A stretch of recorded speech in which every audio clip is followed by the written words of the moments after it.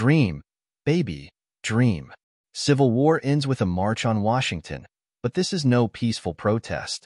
The climax of Alex Garland's latest film is a military assault on the American Capitol, from the streets of D.C. all the way to the White House where the fascist president, Nick Offerman, is still trying to hide. And through it all, our journalist protagonists Jesse, Cailee Spaeny, Lee, Kirsten Dunst, and Joel, Wagner Moura, are trying to do their jobs. Jesse and Lee are busy snapping photos as they accompany soldiers of the Western forces, many of whom were played by real-life veterans, on their final attack.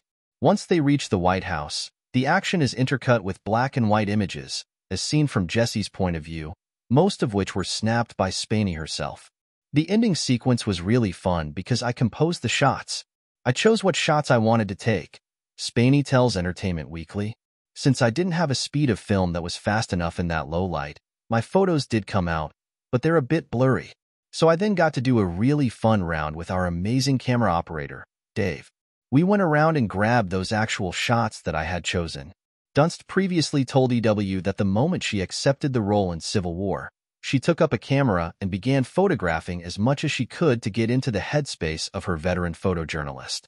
Spaeny prepared similarly for her role and got to deploy that experience for the film's finale. But even though this sequence represents a professional high point for Jesse and Spaeny herself, it also brings personal tragedy. Jesse is so focused on her photos that she starts to lose track of the real danger in the gunfire around her, but Lee never does. In the last part of the film, there is something inside of Lee telling her, "Don't go," Dunst says. I watched this TV show on Netflix with people who had experienced death and then come back to life, and they talked about how your body experiences it. How I saw it was that Lee's body knew that something was happening to her, and it was this fight between herself and her unconscious mind saying, "Do not go into the White House." But at the same time, that's all she wants to do. In the end, Lee puts her body in the line of fire to protect Jesse and loses her life doing so. Without speaking a word, Jesse gets the photo of her friend and mentor dying. We choreographed how it would go down, but I like that it wasn't dramatic. It was literally just what you do, Dunst says. Lee saved Jesse's life. It was her maternal instinct.